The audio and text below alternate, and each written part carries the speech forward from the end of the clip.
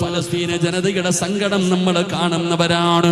ഫലസ്തീന ജനതയുടെ സങ്കടം നമ്മൾ കാണുന്നവരാണ്. എന്റെ പ്രിയപ്പെട്ട സഹോദരങ്ങള്, എല്ലും തോലുമായി പടച്ചവനെ ഒരു നേരത്തെ അന്നത്തിന് വകയില്ലാതെ പിഞ്ചു കുഞ്ഞുങ്ങൾ വീണ് മരിച്ചു പോവുകയാ. വല്ലാത്ത പരിതാപകരമായൊരവസ്ഥയാണ് ഇന്ന് ഗാസയിൽ നടന്നുകൊണ്ടിരിക്കുന്നത്. എന്റെ പ്രിയപ്പെട്ടവരെ, അതാ പീരങ്കയും മിസൈലുകൾക്ക് മുമ്പിൽ പിടിച്ചു നിന്നവരാണവര്.